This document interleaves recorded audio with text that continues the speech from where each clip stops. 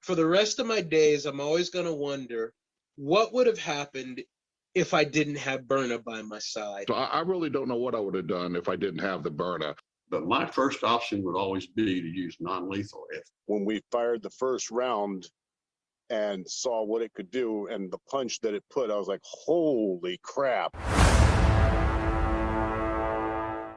Don't eat rice until you watch this. Rice is unfortunately pure glucose in starch form. It is one of the fastest ways to raise your blood sugar of any of the starches. But the Italians are actually very clever with their starches. They purposely undercook their rice in their risotto so that it takes much longer to break down the starches in those two foods. But what about people who use rice in a different way? Turns out 4 to 5 billion people use rice as their staple, and yet almost all of those people use white rice rather than brown rice. And 4 to 5 billion people can't be that stupid to do the trouble of taking the hull off of rice and making it white if brown rice was all that good for you. And that's because the lectins and the contaminants in rice are in the hull. A lot of people are surprised that most of our weight loss or gain is actually controlled by the bugs that live in our gut. And we now know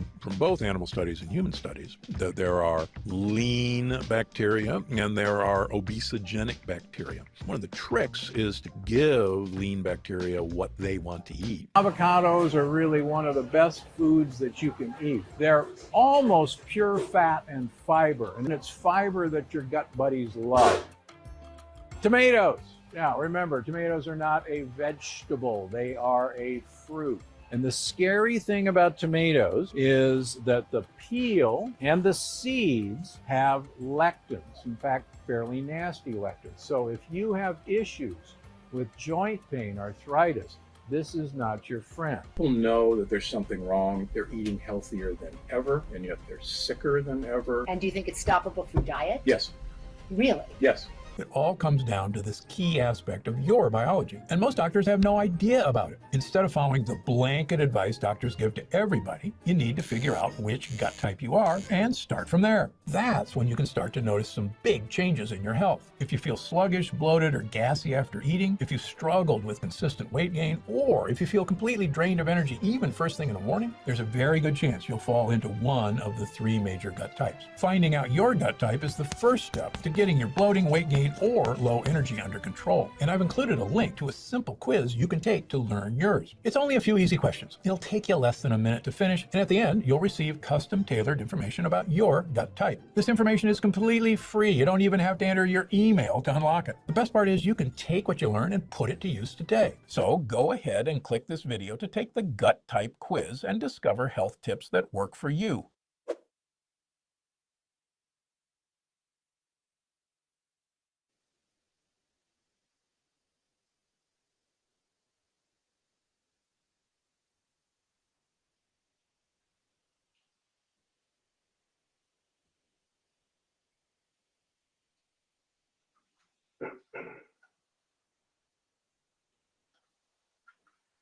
Hello, this is DrPaulCottrell, and I am doing a late night stream on Rumble and YouTube. YouTube has the dashboard of the Asian trading session.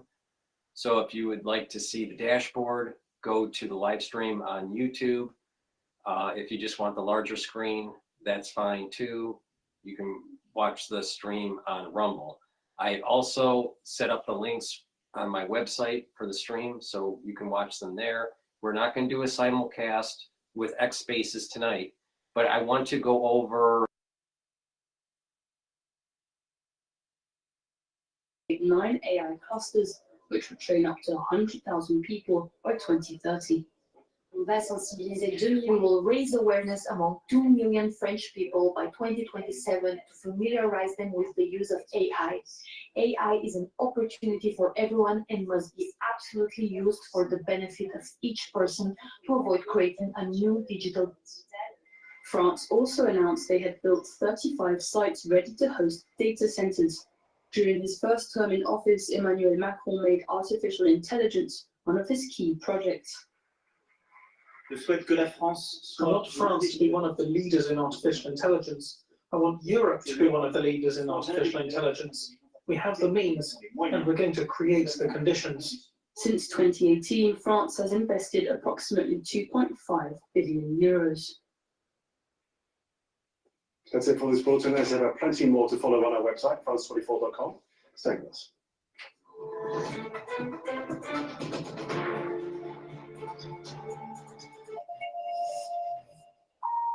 This is Apropos.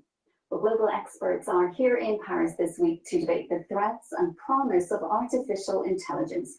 The summit is aimed at finding common ground on the rapidly evolving and disruptive technology, as well as examining how to keep France and Europe on the map as credible contenders in the AI race. Paris is expected to announce major investments in the fast-moving technology running into the billions. France 24's Peter O'Brien is there. He spoke earlier with Coming Night. This is the first of two science days, and boffins that gathered here from around the world were very, very excited, particularly because of this recent breakthrough by DeepSeek. The prospect that we're going to be able to deploy advanced, powerful AI models at a fraction of the cost has got smaller players in France very excited. Now, a lot of big names expected at the summit. Peter, you were able to speak to Yann LeCun, Meta's chief AI scientist. What did you learn from that conversation? Well, I wanted to ask him whether he felt vindicated, because he's French, of course, and he's been absolutely championing an open source approach to AI for years now. That's what Meta does. They have these llama models that are very powerful. They get copied around the world because they are open source. And he's been banging the drum and criticizing OpenAI, for instance, for closing off access to its models. So when DeepSeek came along and blew a lot of the competition away in terms of efficiency, he sounded pretty happy. I also talked to him about his boss, Mark Zuckerberg. He said that more masculine energy was needed in corporations. So when it comes to AI and developing AI, I asked Yann LeCun whether more masculine energy was needed there as well. And a big project called GETTR, whose goal was to basically build a large-scale LLM. And then, for various reasons, a smaller group in France decided that they needed LLM for their project. And it turned out to work better than the big ones. It's not because of the quality of the people, like they were both really talented, but the problem was that one of organization and management. One, the small group had a lot of autonomy. The low leash was relatively small and had a lot of freedom, essentially. The big group was, kind of top-down managed, more directed, and in the end, a less efficient way of organizing research. As well as the same thing with DeepSeek. Yeah. Nothing to do with masculine energy or luck level. No. That doesn't come into it. Absolutely not. Peter O'Brien there reporting. Well, for more, we're joined now by Simon Colton, Professor of Artificial Intelligence at Queen Mary University of London. Thank you so much, Simon, for being with us on the programme. Let's start with the timing of this summit, coming as it does in the aftermath of the emergence of DeepSeek. How much of a game changer do you think this Chinese technology is? I think it is a big game changer. Of all the various predictions of how this is going to change AI and AI funding, I think the one which I think is most sensible is that we'll see this as a World Wide Web moment, where it became a lot easier to make, post, and find web pages through the World Wide Web. The internet was not so usable before that. And now AI has become 50 times cheaper, if you believe the figures, to operate. And that can be just the beginning of it. If there's as much money poured into scaling down AI models as there was into scaling them up, then we can imagine hundreds of times cheaper.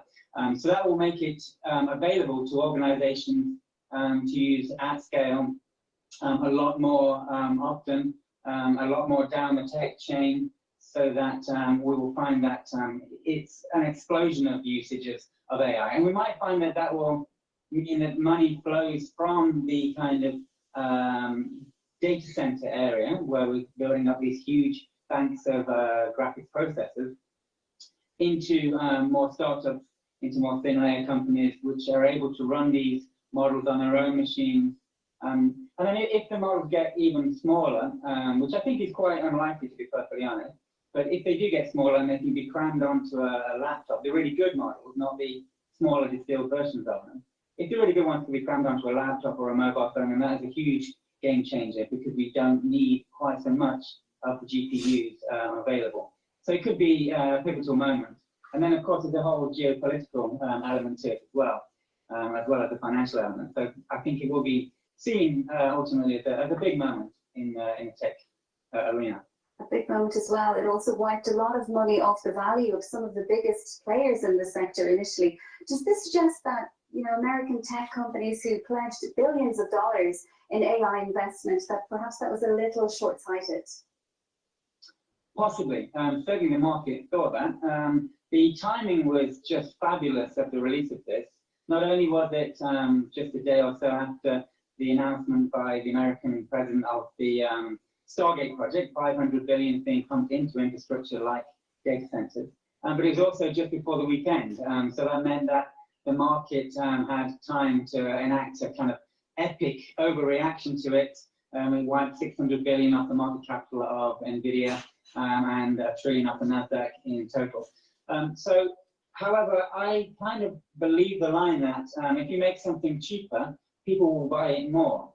There's an economics theory about that. So all of this is still going to be run on GPUs, and I don't think it will mean at all that NVIDIA will suffer in the long term. I think there'll be equally as much compute required for all of the extra usages of GPUs that will be enabled by this leaner, slimmer technology.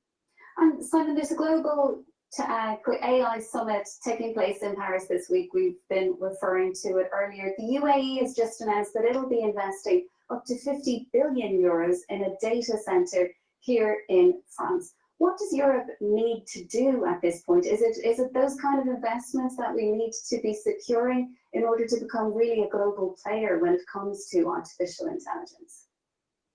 Yes, I still think there's very much a requirement for compute. Ask any of us in academia where we don't have access to these huge tens of thousands of GPU units, and we'll tell you that, yeah, compute is key. All of my Ph.D. students are always desperate to find GPUs in order to train their models.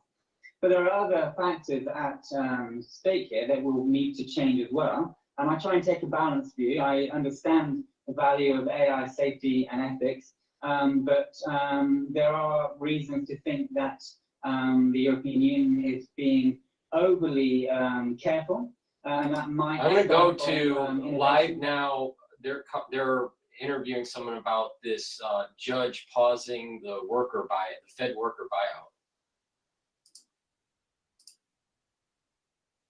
The 15% is probably overshooting the mark quite significantly. There's also some concern, I guess, from what I've heard about how they could potentially ensure that this money is paid out, but I'm pretty skeptical that the federal government could actually offer people 8 months of paid kind of severance and then not deliver on it.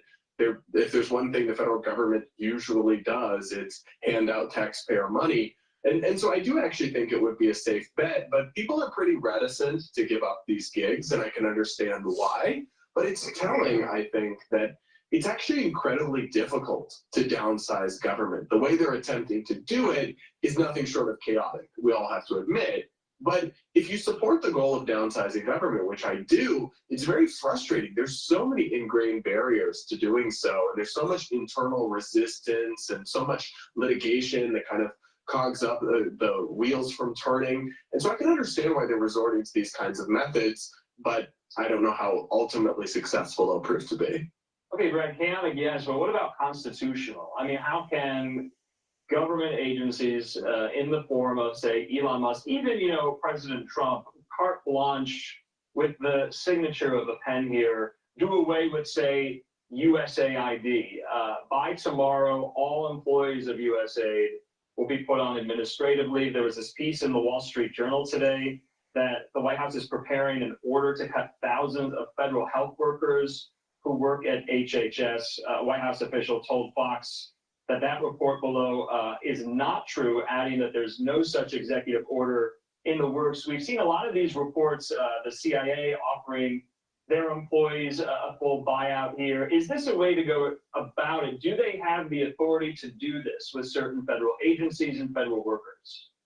Well, I think we have to separate two different things. I don't believe that the federal government, whether it's the Trump administration or anyone else, has the authority to unilaterally close down an agency that's been approved by Congress and had budget allocated for it. I don't think they have the authority to do that. So that can be challenged, and I think they will be successful in a court challenge to that. But offering rank and file employees a buyout is something different. I suspect they'll have more latitude. It will have to play out in federal court. That judge who issued the pause hasn't commented on the merits. He's just delaying so that both sides can make their arguments. I think that's kind of categorically different and much closer to something that could be within the bounds of their authority. Simply offering people payouts to resign, that's a normal corporate practice, frankly, that employers across the country do all the time, and often much less generous packages than 8 months. But it is true that Congress is supposed to have what's called the power of the purse, the power to spend taxpayer money, but they've abrogated that power. They've given it up, very much so in recent decades. And I do have to say, I always want the proper constitutional process to be followed, but it is a bit rich to hear Democrats screeching about this, because they clapped when Biden tried to spend $400 billion without Congress on a student loan bailout that he did via executive order that was ultimately struck down by the Supreme Court for this very reason. Democrats lauded him for that, even though Congress had specifically considered spending that money, decided not to, and Biden said, I'll just do it myself. So if you want to have a strict interpretation of these powers, I support that, but I detect a lot of fair weather constitutionalism in the political discourse right now. Republicans who were screaming about Biden doing this kind of thing are now more or less fine with it because Trump's doing it, but also vice versa. Democrats suddenly are making arguments that sound a lot like what critics were saying when Biden was president when they were cheering. Yeah, I mean, we have a live picture there of the Senate floor. I brought the news that sometime next week, I believe next Thursday, the confirmation hearing for Linda McMahon will take place. She's tapped to lead the Department of Education. Trump and his acolytes and allies, they want to do away with the Department of Education. And so essentially, why would you need a cabinet secretary in that position for a department that you want to cease to exist here? I'm just asking essentially about, whose role is what in all of this? Are you comfortable with the unilateral executive actions that we have seen with the makeup of the federal workforce, federal agencies writ large here? Is the federal workforce too bloated? Does it need to be cut?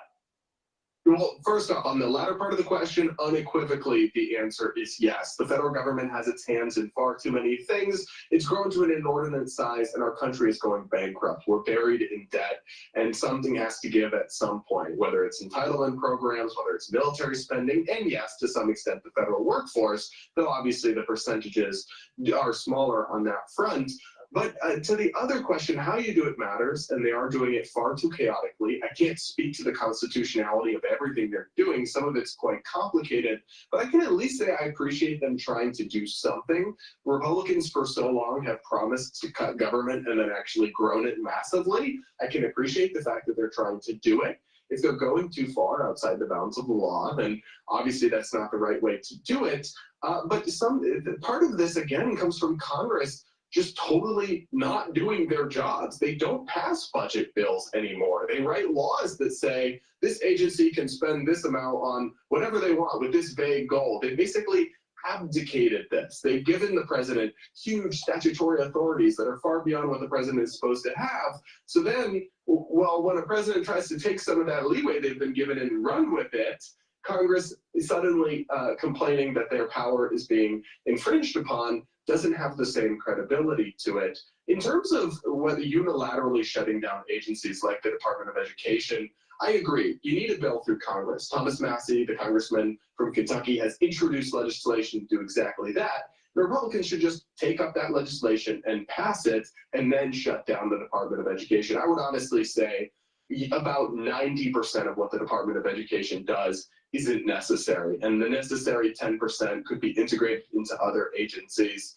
There's so much bureaucracy. There's a lot of misconceptions about the DOE. It doesn't teach students. It doesn't pay teachers. That's almost all done at the state and local level. There wasn't even a Department of Education in its current form until like 1980. So getting rid of it, critics will fearmonger about this and say like they're defunding teachers, they're bankrupting your schools. It's actually a lot of subsidy programs and regulations and one size fits all oversight and bureaucracy. So getting rid of it is not the radical idea that some wanted to make it out to be, but they should go through a proper process to do so.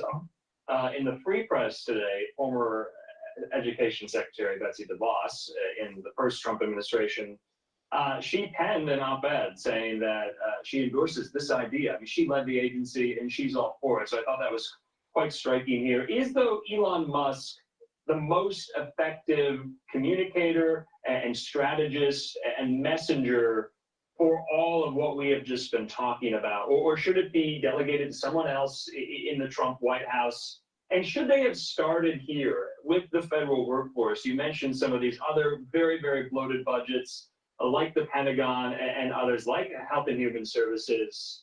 Is it even going to make a difference? The intentions might be there to shrink the government, but will anyone even notice?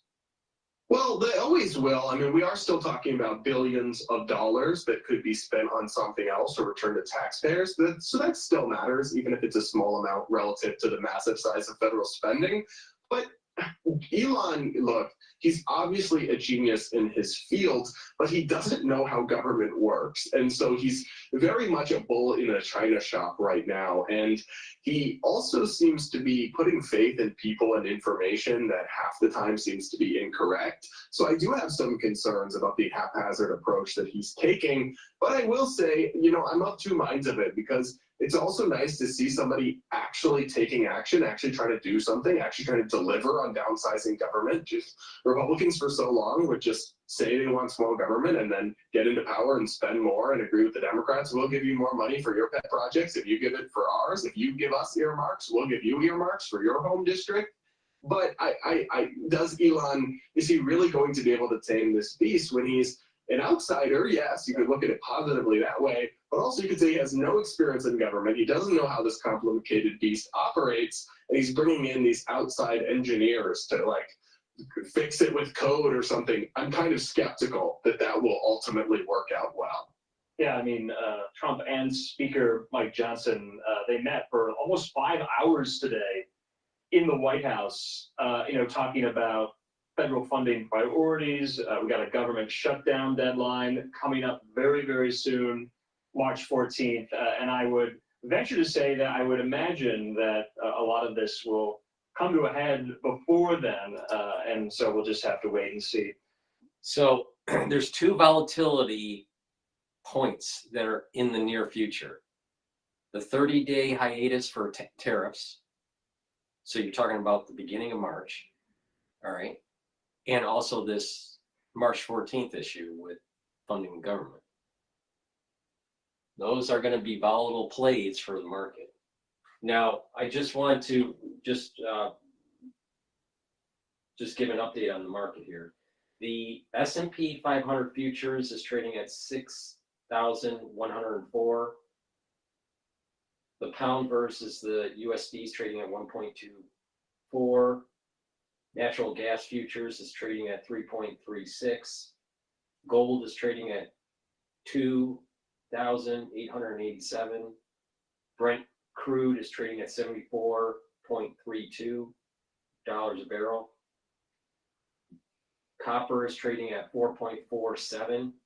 The Hang Seng Index right now is at 2,000.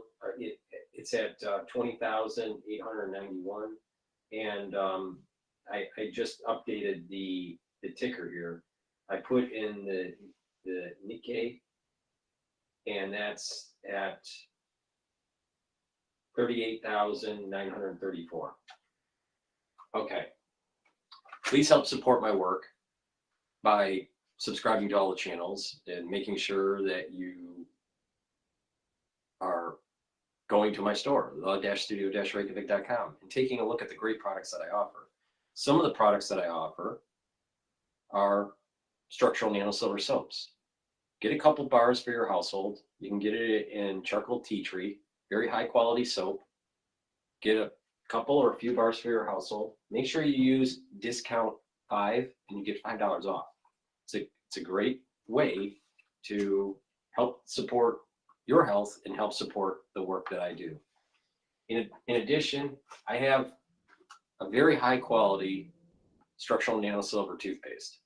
It whitens your teeth, freshens your breath, helps with your gum line, reduces inflammation, reduces plaque buildup, and with good oral hygiene, you're reducing the chances of cardiovascular disease and you're reducing the chances of valvular disease. Please go to my store, the-studio-reykjavik.com, get a few tubes of this great high quality toothpaste, use discount 5, all caps, discount 5, and you get $5 off any order. I've partnered up with Rainbow Herbals and we've developed these deodorant bars. I have it in peppermint, lavender, and tea tree, and also in citrus. It's for males and females. It's a dual purpose product. You use it as a deodorant every day, but it also helps to detoxify your body. How? The ingredients that this is made from are from the Himalayas, all essential oils from the Himalayas, all natural ingredients. No aluminum, no baking soda, very high quality deodorants that are dual purpose. Detoxify your body, and you use it as a deodorant for males and females. Get a couple bars for your household, help support my work. You can get it in peppermint, lavender, and tea tree, and in citrus. Please go to my store, the-studio-reykjavik.com. Get the deodorants, the soaps, the toothpaste, use discount 5, you get $5 off. Thank you for helping support the work I do. And as we're continuing with this broadcast, keep in mind that the stacking and using these things on a regular basis is really going to improve your health and wellness. All right, let's, I want to go to Cudlow on his take on, the news lately. Is getting the TurboTax app and filing your taxes yourself 100% free if you didn't file with us last year. All right, folks, congressional Republicans must not stop the Trump tax cuts. That's the subject of the rip. All of a sudden, nothing but bad news coming out of the Republican Congress regarding tax cuts. Some people in the House talking about some kind of 5-year extension of the tax cuts. Senators talking about 2 or 3 budget bills that would put the tax cuts toward the back of the queue. This is very bad economics and very bad politics. And Republicans may be suffering from amnesia about the economy, which was the #1 issue in last November's election. And there were 2 components to the economy. Remember, last year, inflation and affordability. In other words, with Biden inflation going up 20%, real wages for middle and lower income blue-collar workers went down. Mr. Trump's successful coalition of working class voters was not based on race or gender or left-wing culture issues. It was based on the paucity of income. There are 2 ways to fatten middle-income wallets. Get inflation down with lower energy costs and less government spending and less money printing, and wait for it, cut their taxes. Supply-side policies are always political and economic winners. Working class voters could not afford to live in the Biden economy, but Republican economic policies must give plenty of elbow room to working folks so they can fatten their wallets and easily afford the Trump economy. And if the Republican hang-up is a bunch of failed economic models from government bean counters like the Congressional Budget Office, well, the GOP should stand up on its hind legs and fight it. Revenues after the Trump tax cuts in 2017 increased by $1.5 to $2 trillion, depending on how you count. $1.5 to $2 trillion revenues went up. Now, even the CBO admits it was close to $2 trillion above their early estimates. And although it seems arcane and a little bit in the weeds, the GOP should be using Senator Mike Crapo's policy baseline, which argues that making the popular tax cuts permanent have not yet, nor will in the future, cause a loss of revenues. So they don't have to cut 4 or 5 trillion in spending right away. Yes, they should get spending down to Scott Bessent's 3% of GDP deficits. They should lower the debt to GDP ratio. But the Laffer curve growth dividend from tax cuts will be huge. That's what history always shows. And there's another reason why the GOP should make all the Trump tax cuts permanent. The president wants it. He was elected partly on the tax cut promise. And as White House Fox Caroline Leavitt said today, the tax priorities of Mr. Trump are very clear. All right, let's just go down. Make the 2017 tax cuts permanent. No tax on tips. No tax on seniors. No tax on overtime pay. Tax cuts for made in America products, yes. And then eliminate special tax breaks for billionaires, including sports teams owners or the carried interest on loophole on investment. These are presidential priorities. He won the election by a near landslide. His working class coalition, blacks, browns, Asians, young, women, males, that coalition was based largely on an optimistic belief that Trump could rejuvenate the economy and generate unlimited access to climb the ladder of opportunity. That's what elected him. Republicans in the House. All right. So let's take a look at another.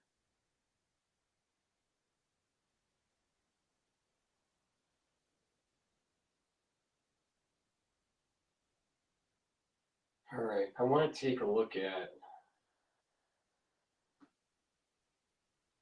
it's about American energy here.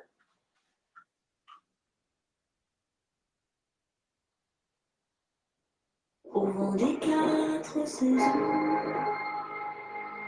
je tournais le temps, tourne de mon cœur. Here on set have Texas Congressman and opinion maker and influencer, Mr. Wesley Hunt. Thank you, sir. Thank you for having me on, as always. All right, so look, I'm just saying, the president won. He won on the economy. I'm at the border too, and I'm all for some spending restraint. But putting the tax cuts last rather than first strikes me as a really bad idea. And then, Leslie, second one, shrinking the tax cuts, which is what they're talking about with this 5-year rigmarole, that is diluting them. That means they won't be permanent, and there's no reason for that. That's what I don't understand. You are correct. Like no tax on tips, no tax on Social Security, making these tax cuts permanent. This is exactly the reason why he won this election. And again, this allows everyday Americans to have more money in their pocket to reinvest back into this economy in order to rejuvenate a dead economy that's been left to us because of President Biden. It really is that simple. I don't understand why we can't just rinse and repeat what we saw with TCJA, add a few things to it, and then just continue to proceed. Take the old numbers, add the new numbers to it, add what President Trump wants to do in terms of allowing everyday Americans to have more money in their pockets so we can actually live again, and then just move on from there. This needs to be expedited and done as soon as possible. It really is not that hard. You know, thank you for that, but I would say this, sometimes even my good conservative friends, and they are good conservative friends, get too hung up on what the CBO is saying or what the joint tax, what these models and baselines are. You don't have to cut all this spending at once, point number one. Point number two, the tax cuts didn't cost money. The tax cuts made money. And I think they're digging themselves into a hole. This idea that you need 4 or 5 trillion, you do not. That is outmoded Congressional Budget Office, liberal, left, Keynesian malarkey. They should not be intimidated by that. Listen to what Mike Craig, there's basically, you know what, the existing tax cuts going back to 2017, yes, paid for themselves and then some. There is no cost to them. There is no cost to them. You can't say spending costs money, but tax cuts don't, or spending doesn't cost money and tax cuts do. Then you have a pinball machine on permanent tilt for more spending and higher taxes. GOP's got to get out of that box. They've got to break out of that straitjacket.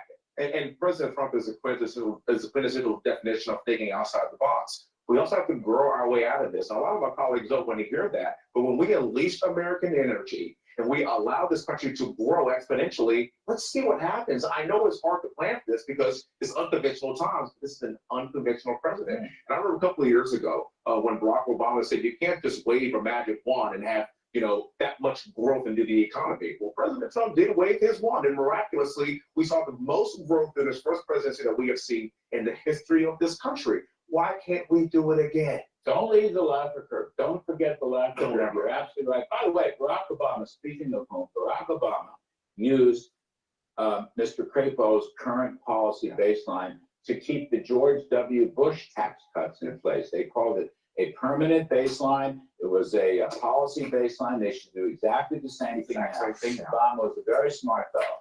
Yes. All right, we've exhausted that. Now, you are an American hero. Before we go to the next segment, please go to my store, the-studio-reykjavik.com, and pay attention to the pillars of the core for the protocol that I have. There are 4 pillars to this core. The first pillar is the neutralized pathogens, taking the max 35s, the max 14s, soak up free radicals by using C60 and very strong antioxidants, bring down inflammation by taking turmeric, ashwagandha, and lignans. And the 4th pillar of the core for the protocol is taking Boomer Boost to bring up your energy levels and speed up your metabolism. When you do all that, you're going to see some major improvement. All right. So let's talk about the first pillar. Get the max 14 or the max 35. Take a teaspoon a day, swish it in your mouth, gargle about 20 to 30 seconds, then swallow. You're going to improve your oral hygiene. You're going to improve the health of your mucosal lining, and you're going to be improving the epithelial tissue in your oral cavity and in your oral pharynx. That's really important to boost up your immune system. So please go to my store, the-studio-reykjavik.com, and get the max 14 or the max 35. It's the first pillar of the core of the protocol that I have to really supercharge your health. So let's continue on. I think they're going to transition into energy here. After you're a West Point graduate, a couple of things on this, Mr. Wesley Hunt. First of all, recruitment in the month of January is at a 15-year high. What do you make of that? Shocking. It's amazing. It's amazing what you can see when we have a president that believes in American exceptionalism, that wants to motivate young people to serve this country yet again. Imagine this. It's only about changing how we feel and changing the motive about what it means to make America great again. That this place is good.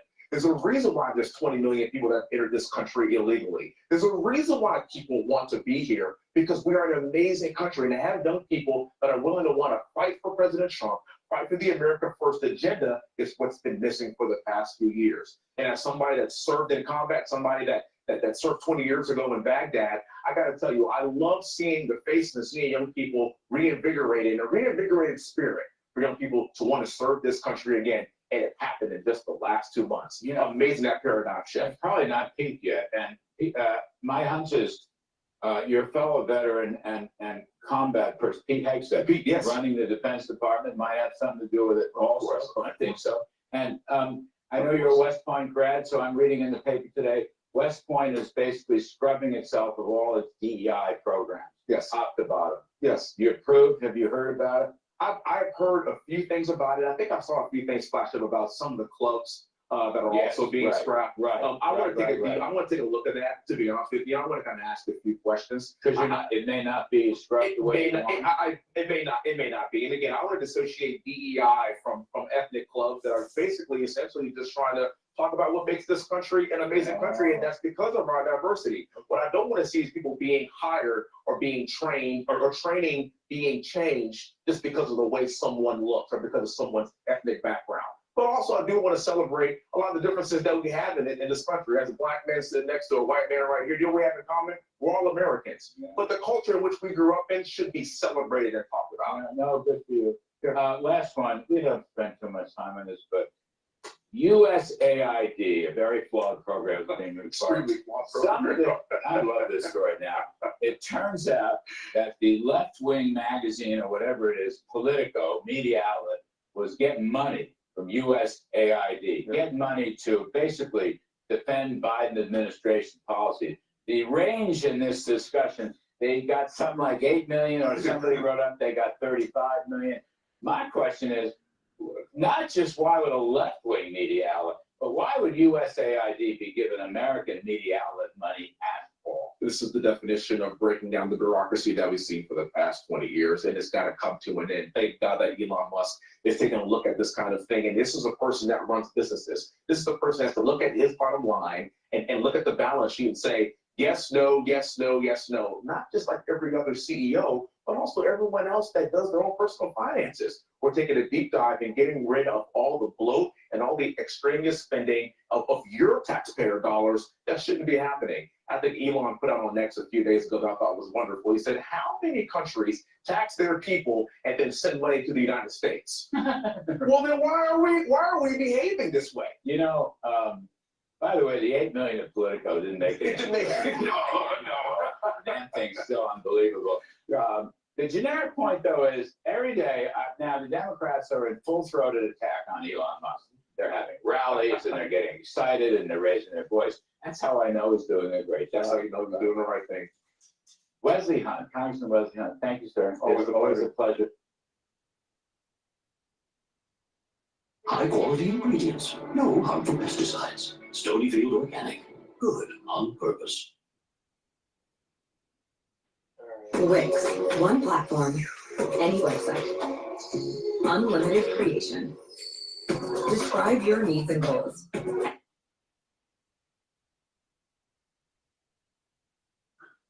All right, so now what I want to do is I want to take a look at, this is the Musk derangement syndrome, MDS. Thank you very much, you guys. Good afternoon, everybody. I'm Martha McCallum, and this is the story. We are waiting for President Trump at the White House, where he will sign more executive orders. His first 2 weeks have just absolutely been at warp speed, making past administrations seem, quote, almost like snail mail, according to USA Today's DC Bureau Chief Susan Page. Meanwhile, Trump's chief disruptor, Elon Musk, coming under a lot of fire from Democrats who say that he has too much power. And he's pushing to rid the government of a lot of wasteful spending. Anytime a person can pay $250 million into a campaign and then be given full access to the Department of Treasury of the United States of America, we are at war. We will not allow the shadow government that Musk is leading to destroy government agencies. We have got to tell Elon Musk, nobody elected your ass. Congressman Jerry Connolly and other Democrats are going to call for the committee's Republicans to subpoena Elon Musk. That was the House Oversight Committee yesterday holding a hearing on resizing or right-sizing the government. This is Democrats fight the billionaire Elon Musk's efforts to slash government spending. Let's bring in the House Oversight Committee Chairman James Comer. That was quite a hearing you had yesterday. The Democrats really seem to be gunning for Mr. Musk. They're gunning for Mr. Musk. I find it ironic that they keep referring to Elon Musk as an unelected bureaucrat or whatever the terminology is they're using when they've stood silent over the past 4 years when unelected bureaucrats have seemingly been running our country. They've been operating their agencies without any oversight, without any accountability, and they've been doing what they wanted to do, whether it was letting employees work from home or enacting policy like forgetting student loan debt when clearly the law didn't state that. I support what Elon Musk is doing. He's being very transparent with the American people. He's tweeting out multiple tweets per hour saying what his goals are, and I think it's what the American people want. Yeah, well, I guess your position on bureaucrats depends on whose bureaucrats they are. People tend to like their own bureaucrats better than they like other ones. But the Democrats are taking to the streets. The kerfuffle over USID has got them really worked up, USAID. Listen to what they've been saying out there on the streets. We're here today because an unelected billionaire and his team have been given full and unfettered access to our taxpayer money and our government. We know that we work for the American people, and what we're not gonna do is stand around with ain't pull this bull. We have got to tell Elon Musk nobody elected you. Wow. Well, they certainly are working. I want it out. I like motivating people. I like being told what to do. Wow. Well, they certainly are worked up. What's interesting is that a new Reuters Ipsos poll shows that if given the chance, 56% of people in America would suspend all foreign assistance, not just USAID. But when they say that Elon Musk has got unfettered access to American taxpayer money, he doesn't. He had, up until recently, unfettered access to look at where it was being spent. And now, apparently, the DOJ has restricted that access at the Treasury Department. Now, only 2 Treasury Department employees with read-only access can look into where the money's going. But they seem to be characterizing this in a way it's not actually happening. It's not. This is one of the false narratives that the Democrats have operated by over the past 4 years. They would all get together on a false narrative and work with their allies in the left and on in the left-wing media to try to spread disinformation. What Elon Musk is doing is very transparent. I think it's very popular with the American people. He's looking at government waste, fraud, abuse, and inefficiency in the federal government and trying to root it out. That's what we need desperately. We can't continue to operate with a $2 trillion annual deficit. We've got to get spending under control. The best place to look, and the polling shows that, is with foreign aid. And the Democrats, this is a strange hill for them to die on, because I don't think the American people support foreign aid in general, but when they really dissect the numbers and realize that USAID hasn't been transparent with Congress, and we're going to find more and more suspicious transactions with this USAID money, whether it be to certain left-wing political media outlets or whether it be to certain left-wing groups that are spreading, and trying to indoctrinate people into left-wing ideology. I think the American people are going to support what Elon Musk is doing. And I said this at the hearing yesterday. Trump derangement syndrome is a virus that the Democrats have had for 4 years. It appears that virus has mutated into Musk derangement syndrome now. Well, I mean, there are so many targets. Hey, well, we don't have time to talk about it, but I just wanted to point out that you've got a hearing coming up on March the 5th, at which the mayors of 4 sanctuary cities, New York, Chicago, Boston, and Denver, will be in attendance. So we'll be watching for that. Mr. Chairman, thanks for joining us. Appreciate it. Thank you for having me. All right, Dan. Senior congressional correspondent Chad Perkins live on the Hill. So Chad, what's happening in the Senate right now? Before we go to that, please go to my store, the-studio-reykjavik.com. Get the magnesium and zinc. This is a great way to boost up your immune system. You should be taking it every day. If you're not feeling well because of the cold season, take a double dose. Take one in the morning, take one in the evening. Make sure that you drink it with filtered water. Boost up your immune system with magnesium and zinc. Please go to my store, the-studio-reykjavik.com. Use discount 5 and you get $5 off.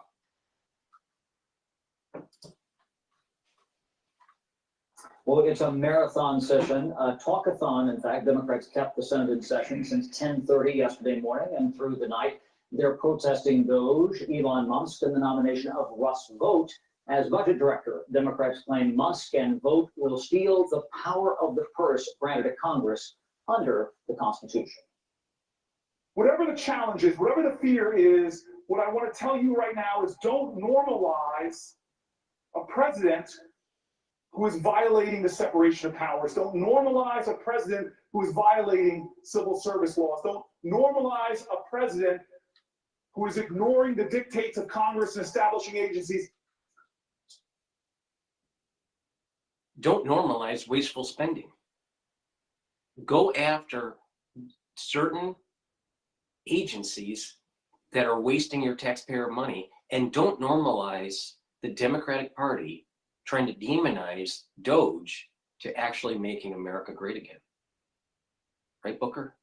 Or whatever the hell his name is. He's a New Jersey guy. What a jackass. Republicans have privately whispered skepticism about Musk and the role of the executive branch when it comes to federal spending. But publicly, nearly all Republicans applaud what Doge is doing. The GOP wants to weed out what it says is unnecessary. Doge is great to hunt down where's that wasteful spending, take a look at the analytics, follow the money, stop it, and shine a light. And if there's some impropriety, shut it down and investigate and potentially prosecute. See, the Democratic Party has been wasting your taxpayer dollars. They don't want you to look. For once, the people that are going to be whining about Doge, looking into these databases to see how the money is moving around, they're trying to hide because they've been fleecing American taxpayer dollars. And then the whole national security state is all embedded in this whole, in some of these agencies and some of these programs. There's a lot of corruption going on. Free spending. There's a reckoning coming, and the American people support this. I think permanent Washington is shaking right now because they're really afraid the American people are going to understand what's been going on for years. Exactly. Exactly. This is who is this? This is the senator. I'm not sure who. Democrats have long. I'm not sure who spoke, but I think he was a senator. But not only are they shining a light and the will of the people will get enraged when they start seeing the corruption of it. But they're going to want accountability. This thing could potentially blow up during the midterm election in 2026. You're going to have Democrats and Republicans trying to fight for seats in the Senate and in the House, trying to move things around. Maybe the Democratic Party gains some power in the legislative branch. But if there's a lot of corruption, and you can pinpoint where that corruption is going to, especially if it's going towards the Democratic Party. I'm sure there's corruption with the Republican Party, but I'm telling you, the Democratic Party, its foundation is corruption. I mean, literally the foundation of it is corruption. So it's going to cause problems during the midterm elections. So there's going to be a reckoning, and people are going to start moving away and wanting to punish the Democratic Party and the people that have been doing this. But it's also tied to the national security state with this corruption. And when you shine a light to this, my worry is that the national security state is going to try to orchestrate an event that's very similar to like 9/11. Well, but when will that happen? Most likely it would happen before the midterm election. So that means it would have to happen in 2025 or 2026. So we're in dangerous territory. It's important for Doge to find the corruption and find wasteful spending. Some of it's just wasteful spending, but there's also corruption going on. So they don't want to lose power. Money's power, right? So these agencies don't want to lose power. They don't want to lose their dollars, but they also don't want someone to find where the corruption is. All right. And because there will be a paper trail to the Democratic Party. So also Republicans, but again, a big part of this is the corruption during the Biden administration, the last 4 years. Okay. But it's not just the Biden administration. But once the deep state sees that it's losing power, money, and groups of people are shining a light on the corruption within the national security state, it increases the chances of them trying to get back at Trump and pushing a 9/11 event. Because if a 9/11 like event happens, then Congress is going to be investigating the event And the national security state is going to blame it on Trump for defunding them. And therefore Congress is going to knee jerk and say, we have to fund them and it's all Trump's fault. That's where it's a dangerous game that Trump's playing. He needs to play this game. He needs to do what he's doing. But the countermeasure from the national security state is to orchestrate a 9/11 event. When that does happen, if it does, Congress is, the whole media is going to blame Trump, and Congress is going to be forced to fund the national security state more. Hopefully I'm wrong, but we're in dangerous territory where the head of the national security state is going to say, you found too much corruption, you're taking too much of our power away, we're going to do something to you. And to think that the national security state won't do that, just look at the history of the national security state. They have poisoned citizens.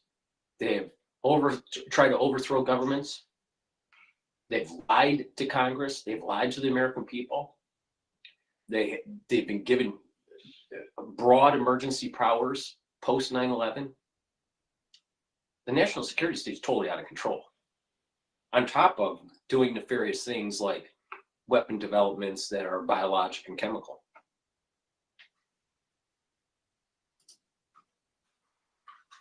Message opposing President Trump, but now the left has another foe, Elon Musk. Liberals are working to undercut Musk. We are going to fight to fire Elon Musk, or at minimum, anybody in this country, anybody in Congress should at least agree that he shouldn't be given unconstitutional powers to enrich himself with our taxpayer money. He doesn't need to get richer. He's the richest person on the planet that ever lived.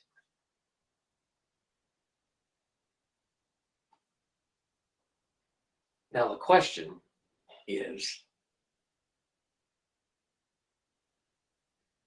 Congress really going to look deep into its soul, which it probably won't, but deep into its soul, and realize that the corruption can't continue?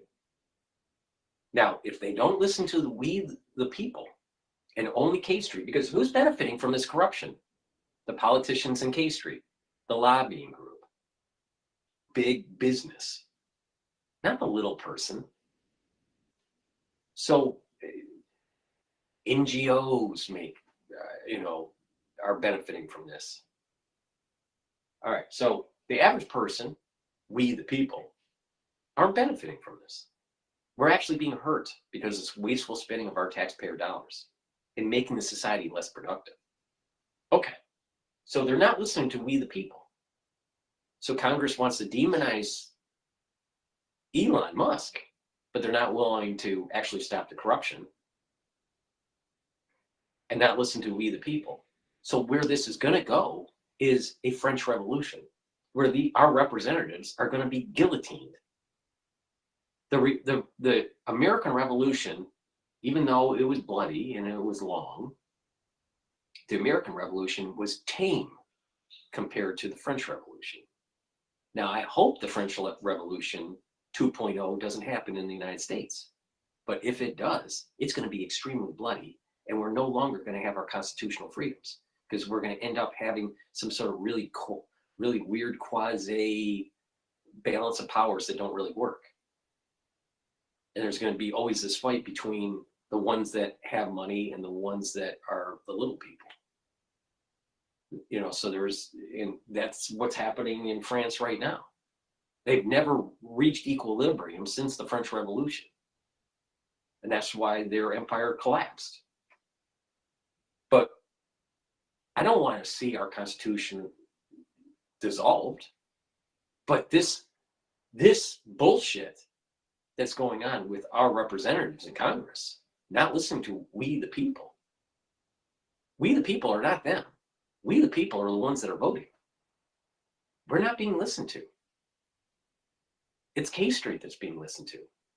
And if that continues on with the corruption, wasteful government, hurting of our economic prowess, where our futures are at stake, when their actions are existential to your livelihood, the only answer is a French Revolution. Why? Some people would say, well, you just vote them out. Well, the new person that you vote in is going to do the same thing, not listen to you and listen to K Street. So we're going to need a representative government that actually listens and stops listening to the lobbying groups, or we're going to lose our country.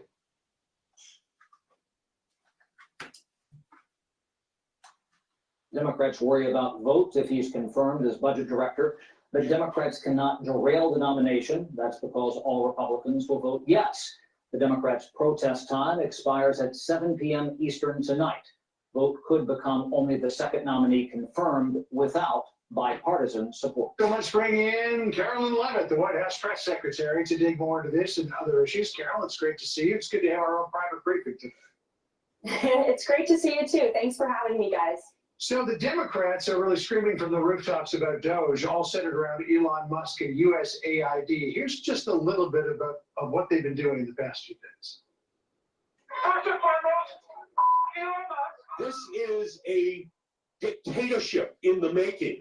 We're not going to have apartheid in America anymore. So here's the interesting thing. A Reuters Ipsos poll that was done right after the USAID news broke found that 56% I want to go of to. people I want to go to France 24 because they're talking about Ukraine's peace options here. So hold on.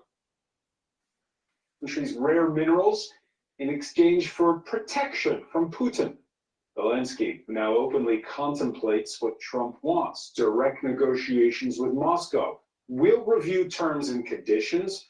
And on the day that France has delivered its first Mirage jets to Kyiv, the degree of volatility the coming weeks and months may bring for Ukraine, for Europe that's still divided over whether to wean itself off its reliance on the United States for its own security, and for the broader former Soviet space. Today in the France 24 debate, Ukraine's options, and with us from Kyiv, France 24 correspondent, see you. Good evening. From the Ukrainian capital, she's a former Kyiv city councilor, Olena Halushka, co-founder of the civil society advocacy group, the International Center for Ukrainian Victory. Welcome to the show. Thanks for having me. From Odessa, we welcome back Hannah Shales, Security Studies Program Director at the Ukrainian Prism think tank. Good to see you. Good evening. Political philosopher Volodymyr Yermolenko is president of the Ukraine branch of the Ukrainian, rather international Writers Association, the Pen Club. Hello, welcome to the show. Thank you. If you're on the go, by the way, you can listen. That's right, listen to the France 24 debate wherever podcasts are streamed. Yeah, before the bargaining table, the battlefield, Gulliver Crag, you're just back from the front line in eastern Ukraine. In Donetsk region in Donbass, the ever-shrinking Ukrainian-held part of that, where people are getting more and more nervous, understandably, because the Russians, although their advance has slowed this month compared to the last few months of 2024, are closing in on three key goals, which are the towns of Pokrovsk, Toretsk, and Chasiv Yar. I was speaking to those involved in the defense of Chasiv Yar. Particularly, I was struck by these two guys who were foot soldiers, infantry. They'd come out of the town on foot once their position became indefensible. And, you know, they said themselves that there really were moments where they did not think they were going to get out there alive. It's an absolute hellhole in Chasiv Yar. Ruins like we've seen in Bakhmut, perhaps even worse.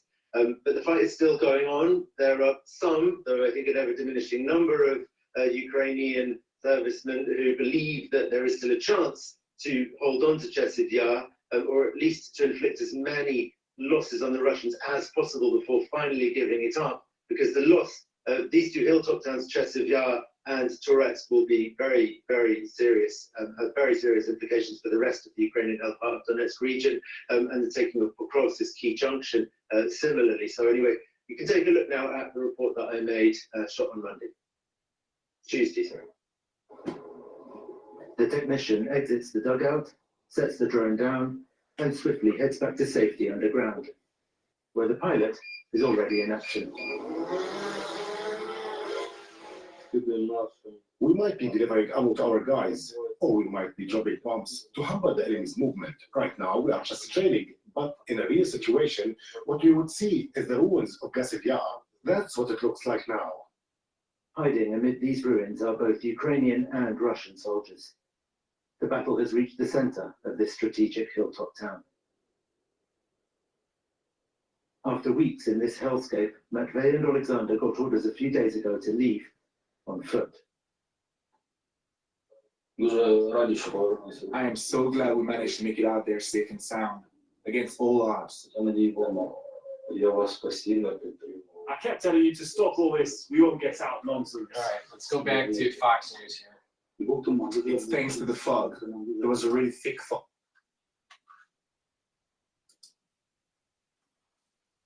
To see all foreign assistance programs suspended, which is leading a lot of people to say that the Democrats have picked a very weird hill to die on. That's because there's no other hill to die on, because President Trump continues to deliver on the promises that he made to the American people on the campaign trail, and going through the federal government line by line and making this government more efficient is one of those priorities and one of those promises that President Trump made. And as you just cited, John, 56% of Americans support freezing foreign aid. And I read a fascinating article in the Washington Post today.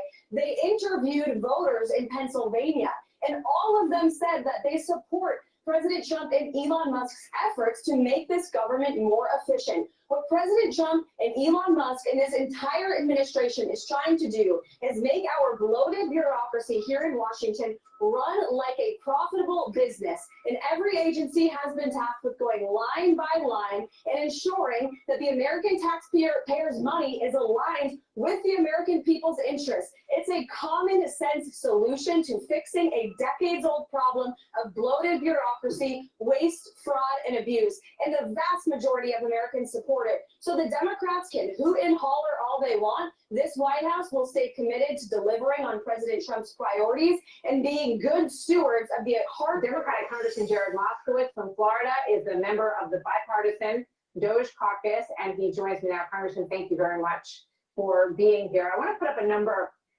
that is a poll number from the Fox News voter analysis at the election.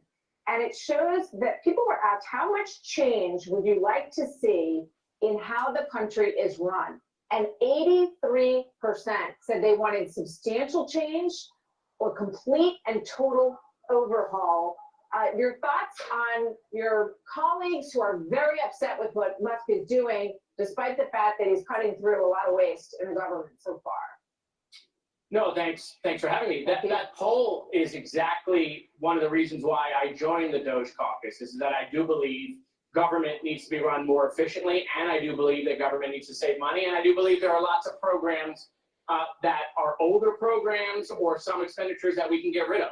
That's why I joined the DOJ caucus. I believe in the mission. What is going on, though, Martha, let's separate the mission from the execution. Right? The execution of what's happening is not what was told. What was told is that DOJ was going to be an advisory role, and it was going to find these programs, make those recommendations, and then Congress was going to do that. That's how Article 1 of the Constitution works. What's happening instead is DOJ on their own is nixing programs that are funded by Congress. And so that is where there is some concern. By the way, don't listen to me, listen to Republicans. Republicans in November, The Economist did a poll. 47% of Republicans wanted Elon Musk very involved with the government. That same poll that was taken last week, only 26% of Republicans now want him very involved. I'm aware of that number. You know what? I've been covering. And this is why I for- said the corruption's also on the Republican side. It's not just the Democrats, because the Republicans are the ones that are pushing back on Elon. It's either lobbying groups that are pushing back on the senators and the representatives, saying, you know, we need to stop what DOJ is doing so we continue on with the corruption. Or you have national security deep staters saying that he's gonna reveal some of the nefarious activities of some of these agencies and how some of these conduits work with the national security state. See, this is another example of what I mean by our representative government is not paying attention to we the people. They're only paying attention to the lobbying group, and they're paying attention to the national security state. And of course, the national security state is embedded with the military industrial complex. But the problem here is that we, the people, are not being represented in Congress, even though we vote them in. There's only one, so if this keeps on going and your livelihood, economically or even physically, is being threatened by this group of people, then there's only one solution, and that is a French Revolution. There is no other solution. Tell me, what solution is there other than what I just said? If you have a representative government that doesn't listen, that doesn't care about you, or the little crumbs that they give you while they take insider information and become multimillionaires, have gold parachutes to be on boards or as consultants in the private sector after they leave government, and they're listening to K Street, big lobbying groups, and the national security state that, oh, by the way, wants to erode your constitutional freedoms so they can do whatever they want. When all that happens, what other solution is there? Tell me what other solution is there? There is no other solution. This is why I said information war doesn't work. There's a point where you have to educate the population on what's going on. But once the population is educated, once you have reached critical mass of education of the population of what's going on, it's only kinetic that gets things done. Information war doesn't change the real dynamics of the battlefield. It's only kinetic that does. Oh, no. Yeah, I'm 100% sure on that. And that's why Alex Jones has been correct in his assessment, but has not been able to do anything about it. Alex Jones hasn't changed the ball in terms of our health. If anything, he's gotten worse in his health because of his lifestyle. Did we go back to a pre-9/11 day with all of the exposure of the inside job? No. Do we still have gain of function going on in crazy biological and chemical experimentation and development going on? Especially in lieu of what happened in 2020? Yeah, we still have that going on. But a lot of people are educated more. That's why information war doesn't work. It doesn't change the battlefield. It doesn't change it. It just says, this is what's going on. Well, that's like during the, just before the revolution in the United States, during the colonies. Well, the king's going to raise your taxes for tea and for the stamps, the stamp tax. That's information war. But guess what? It took a real war to stop it from happening. And this is the point I'm making. And we're not going to revisit a new revolution or an American version of it or a civil war. It's not going to play that way. It's going to be more like a French Revolution, and we're going to have less of a stable government, a stable economy, a less stable society. But that's where it's going. Look at the civility that's going on in the world. Look at the civility that's going on in just the inner cities in the United States. Look at the civility that's going on with conversations between Americans on X. Prove me wrong that the only endpoint to this is something other than a French Revolution 2.0. Because that's where this is going. You can't continue on ripping off we the people. You can't keep on harming the health of we the people without having a kinetic event like a French Revolution, where the aristocracy is hunted down.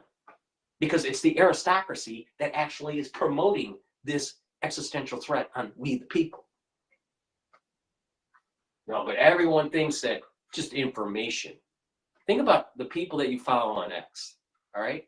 And they share information about things that have gone on in the world, either the corruption with USAID or CIA, operations, Mossad, type stuff, and, the evilness of Israel, or the evilness of the cabal, or the evilness of secret societies. What are they doing anything? What do? They figured out a way to monetize the bullshit, and they get a lot of eyeballs. But did it change anything? Do we still have we the people that has an existential threat by the national security state and by our Congress that's not listening to us? Did it change the existential threat? No. Are there more people informed about the existential threat? Yes. Kinetic is the only thing that changes the dynamics, not information.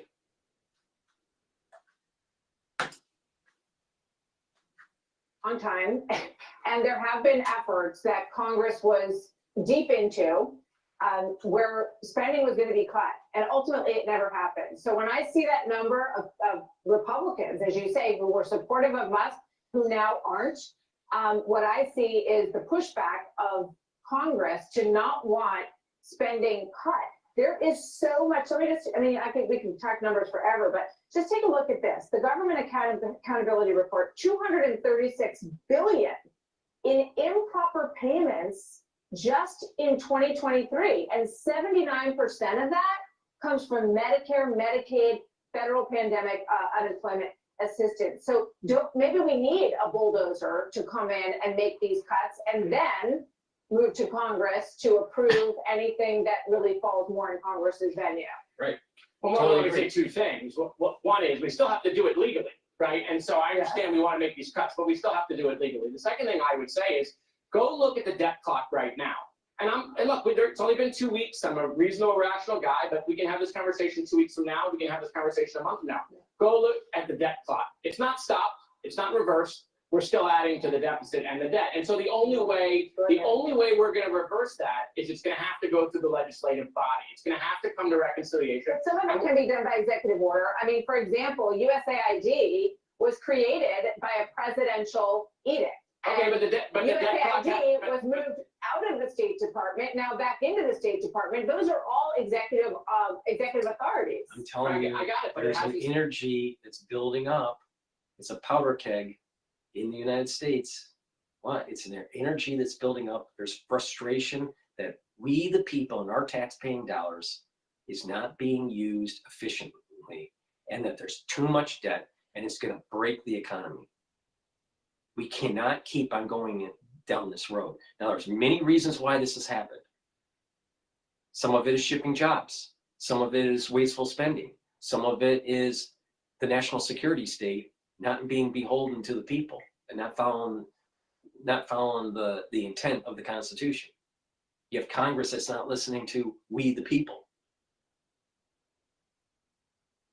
We have lots of reasons why this is happening, but it's building up. And so what's going to happen is that the have-nots are going to rise up, just like what happened during the French Revolution, and they're going to go after the aristocracy.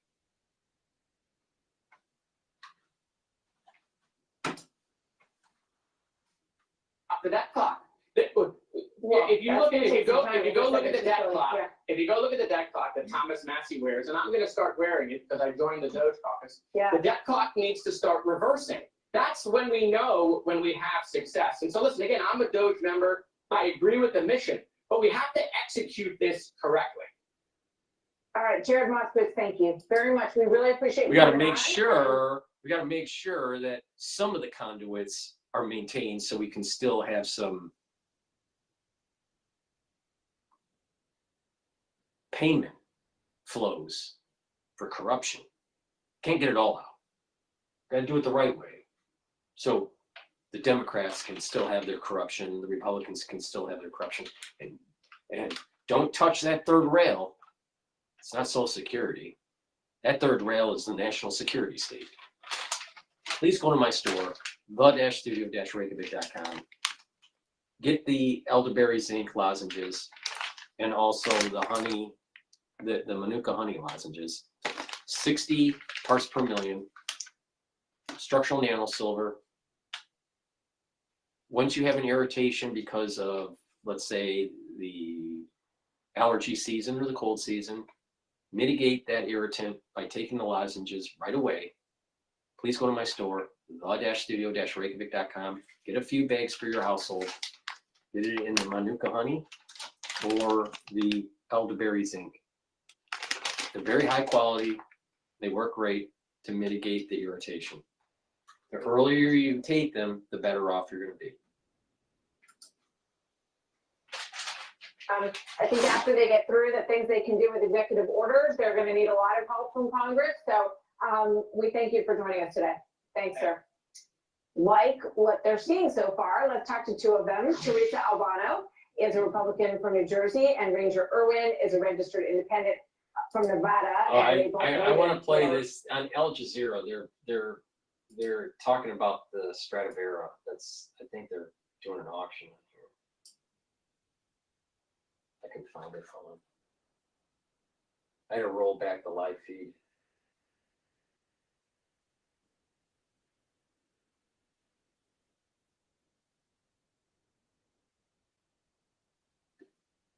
I think it's a kind of an interesting segment here.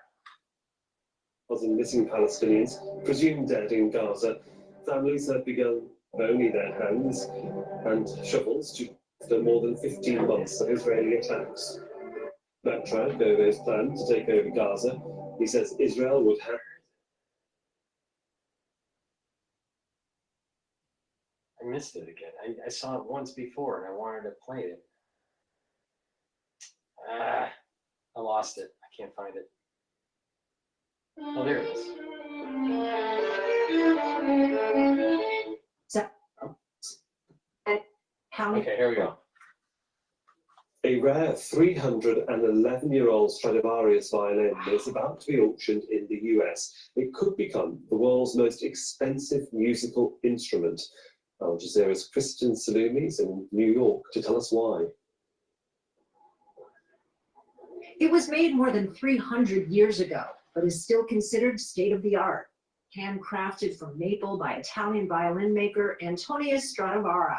The instrument currently on display at Sotheby's auction house is one of just 600 Stradivarius violins still in existence.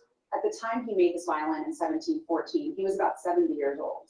And one would think that that's pretty elderly for a luthier, but at that point he had really perfected the craft, changed the shape of the violin, and gotten to the point where he had perfected exactly how to create the best possible sound. Known as the Joachim Ma, this rare violin takes its name from two previous owners. Joseph Joachim, who is believed to have played it to premier composer Johann Brahms' violin concerto in D major, and Sihon Ma, a legendary US-based Chinese violinist who donated the instrument to the New England Conservatory after his death in 2009. The school is selling it to fund music scholarships for students. Violinists say the instrument's sound is like no other.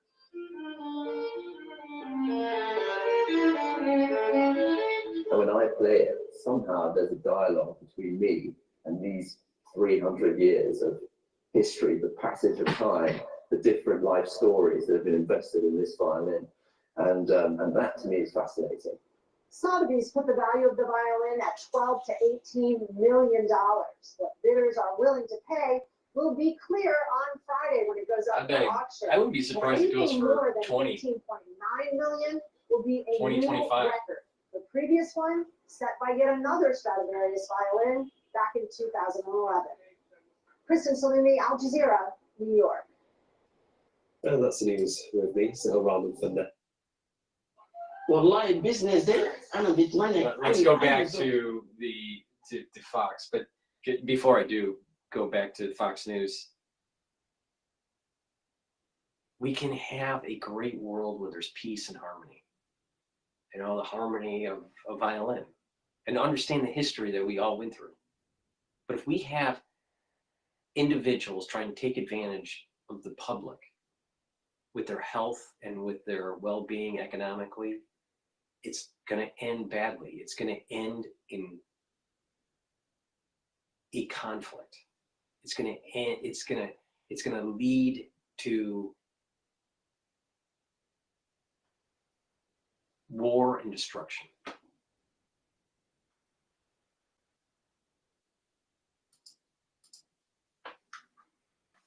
President Trump, we spoke with them during the election. Welcome back to both of you. It's great to have you here. Teresa, let me start with you.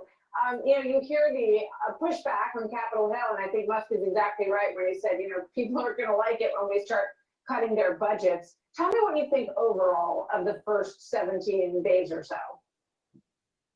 You know, I've been tuning in. I'm a stay-at-home mom now, so I've been tuning in all day. And I love the analogy that I heard before about how a boyfriend or a girlfriend rather checks in on the boyfriend's phone and it's like, you know, they don't like what they see and they start yelling.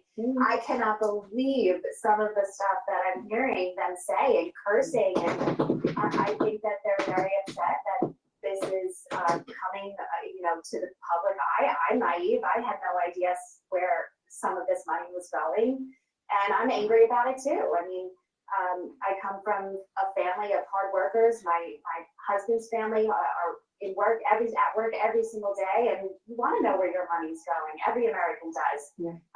Elon Musk is smart, and you know, he's a little intimidating, but I trust that Trump hired him to do the right job, and I really do have faith in it. So, Ranger, how about you, as a young man who is an independent voter and voted for Trump in this election? Tell me what your take is. What has impressed you? What are you concerned about, if anything?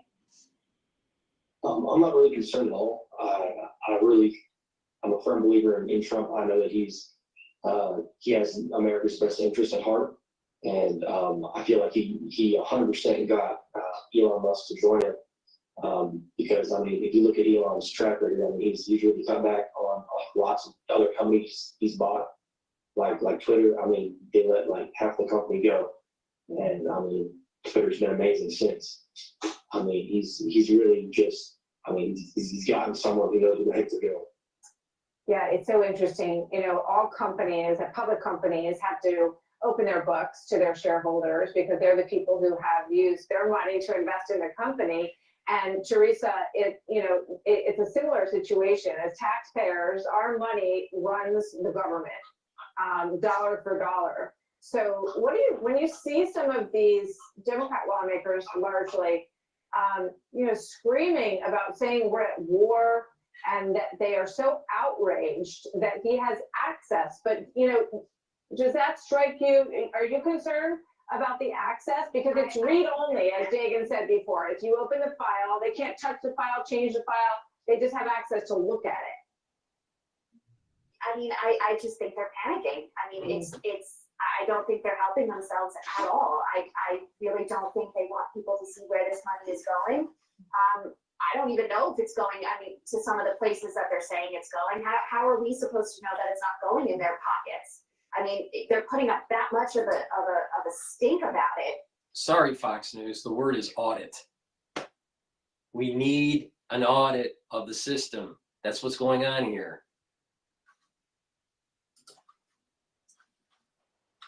I mean, why else? Then show it all if you have nothing to hide. Yeah. Again, I'm angry about it as well. Ranger, I'm curious what you think, as a young man, because people in your age group really helped put Trump over the top. And as you look at this now and you think about, what young men have been unhappy about, just in a general sense, what is your experience? I also noticed that recruitment is way up in the military for young people, young men and women joining. What about that part of the story? Sorry, I couldn't hear you. It was a waste of. Oh, I'm sorry. It was, I I don't know. Sometimes they interview people that are just idiots. Please go to my store, the-studio-reykjavik.com. Get the probiotic. I have this in the veggie cap form. You can also get it in a powdered version that I like to take with soft foods. But this probiotic, very high quality. It's important to take a probiotic every day, a high quality probiotic. You need to bring down inflammation in your gut, improve your metabolism, improve the ability to absorb nutrients. With a better gut biome, your liver will perform better, your brain will perform better, your skin will look better. You're going to have more energy. Please go to my store, the-studio-reykjavik.com, and get this probiotic. It's in the veggie cap form. You can also get a powdered version that I have. When you get to 40 plus, guess what? It's harder to maintain muscle. You're going to need to take supplements and to work out. So please go and work out. Proper diet, proper exercise, but also take Myotrol. Myotrol helps to build muscle and maintain muscle. It also improves the health of your mitochondria, so you have more ATP to maintain muscle. If you're an athlete, take Myotrol to gain strength.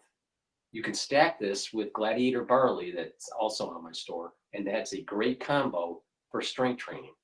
So if you're an athlete or if you're older and you need to maintain muscle, take Myotrol every day. Very important. Drink with filtered water and do resistance training, do some cardio, but strength training is really important after 40 because for the ones that have maintained a consistent exercise routine all the way into their 60s, from their 40s to their 60s, they perform much better in terms of cognitive function. So it helps with the brain. You get better blood flow. You have more muscle. Your back will have a better posture. You'll have more energy. You'll have higher bone densities. So all these problems that people have in their geriatric years are mitigated by working out regularly and taking the proper supplementation. So please, do me a favor. Help support my work, but better yet, help support your health.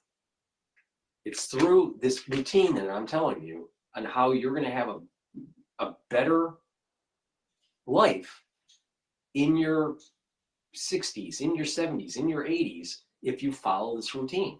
So please go to my store, the-studio-reykjavik.com, maintain muscle, gain muscle by taking Myotrol. All right. Now let's go to France 24. See, if governments spend too much money in defence, they will get voted out, and the governments that will come in to replace them will be worse from the point of view of what Ukraine would like to be. That's why I'm saying that it's not about spending more, it is about how we spend those money that we already have. The question is now not just to take 5% of the budget. The question is how we are spending those two that we allocated. And most of the military are really doubting that it is effective in many of the Western European countries. Nordic at least seeing that a lot of the spending in Germany are very ineffective. But you're not saying that 2% would be enough if only we spent it more cleverly. Gulliver, can I jump in? Yeah. It could improve efficiency a bit.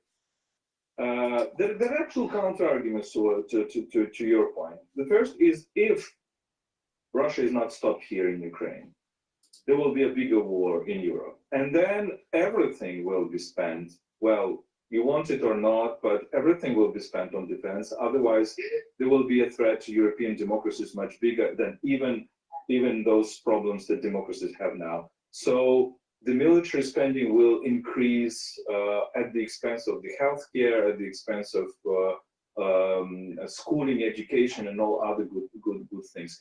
The second counterpoint, and I think here Hanna is correct.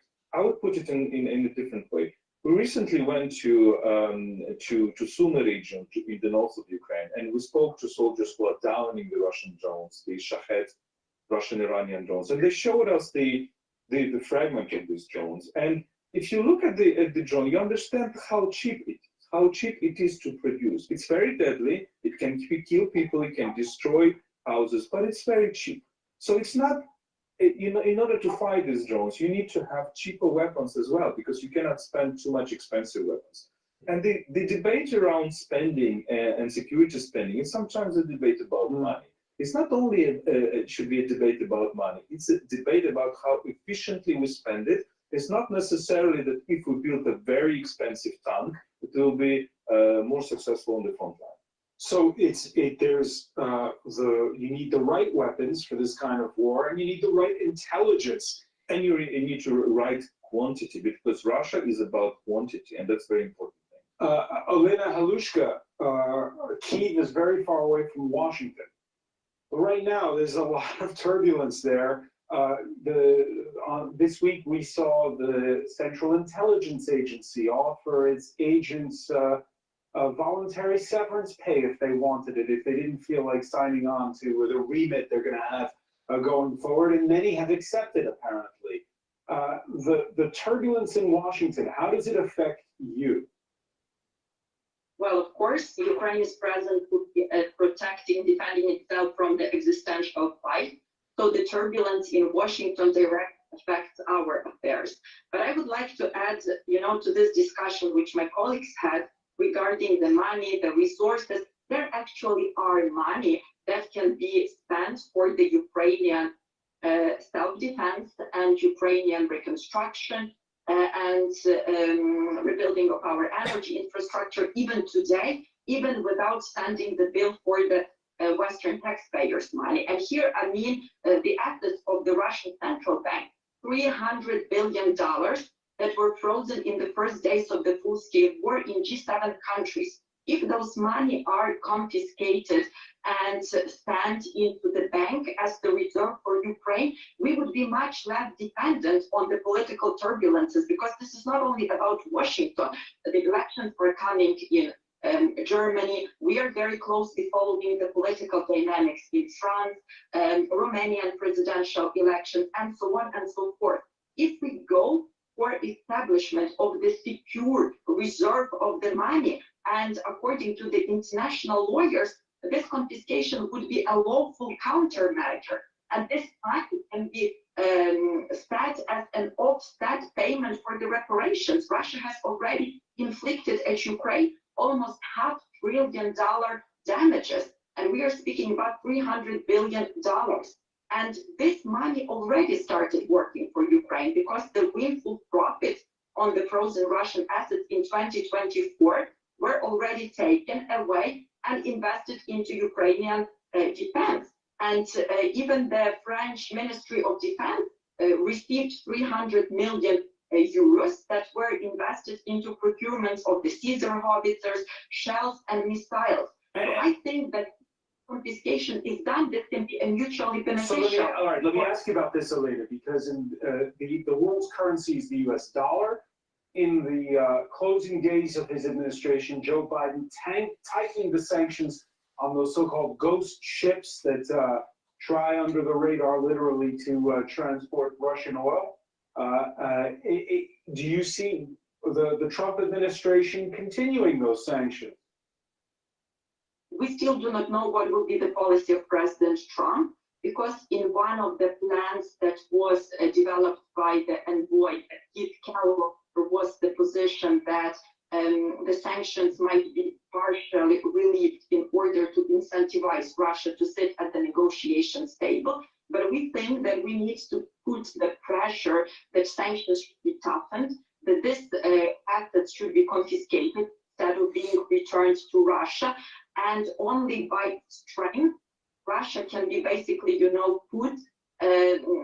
make to give up on their imperialistic ambitions, because they are reading the messages of weakness, and the sanctions relief would be perceived by them as such, as an incentive to move forward, to get more, to bully other partners into achieving much more. As Hanna said, they never occupied Zaporizhia, but in their so-called peace initiative, they see Zaporizhia as the Russian city. It's very important to have the peace through strength, and this peace through strength would be impossible without real sanctions. So, Hannah Shalest, which is the real Donald Trump? The one who appointed Keith Kellogg, who's a Russia hawk, pragmatist, he's He knows the situation well. Or the Donald Trump who has nominated to be his head of all intelligence services, Tulsi Gabbard, who is a pro-Putin former congresswoman. Donald Trump is Donald Trump, and his unpredictability and this cocktail of different views is what is the real Donald Trump, with whom we need to work and to live the next 4 years. That's something that all of us be prepared. And we need to understand how he is evaluating his candidates. It's not the same way as we, because she openly said that yes, Russia is guilty in this war at her hearings, and she is seen as the ex-military or current civilian military, that the person with the experience. So Donald Trump sees her as a strong candidate, and he doesn't see those conflicts of interest as we saw them. And here it's very important to understand that he always would like to have these two different opinions on the difficult issues, because then he has a maneuver for bargaining even inside his team, and he can just decide what will be more beneficial for him or for the United States at the very particular moment. When you were reporting in the east of Ukraine, Gulliver Craig, what were people? Please go to my store, the-studio-reykjavik.com, and help support my work and your health. Get the structural nano silver gel. You can get it in the tube form or in the dispenser. It's a dual purpose product. It'll help with your skin. You can use it as skincare. It'll help to heal wounds and also apply it on your skin during the cold season. So put it on your hands, around your mouth, around your nose, around your ears. Lightly coat your nostrils. And you're creating a barrier and you're mitigating the issue.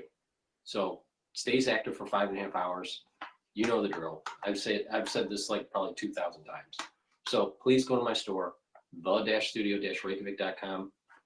Get the very high quality structural nano silver gel that I have here, dual purpose. Have it for work, have it at home, use it, and mitigate any problems that may arise. Another great product that I have is the digestive enzyme complex. Digestive enzyme complex is really important for people that are 40 plus years of age to reduce the load on their pancreas. This will help break down carbohydrates, proteins, and lipids, reduce the stress on your pancreas so you break down your food and you absorb it.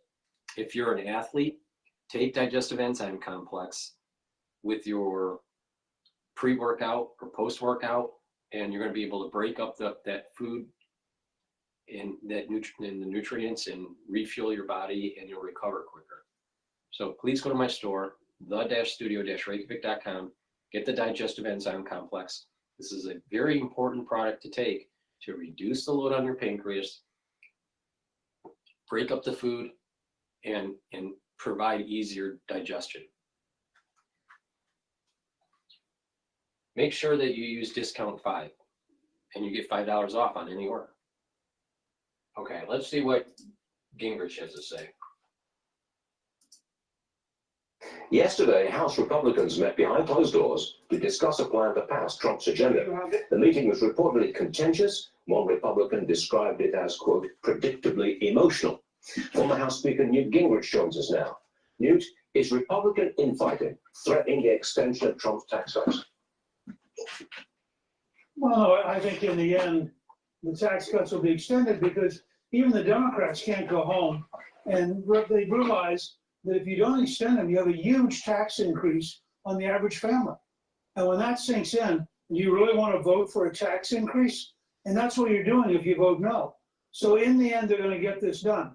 My worry, and I say this over and over again, they have to get it done by May or June in order to have an economy next year growing fast enough to increase the House Republican majority.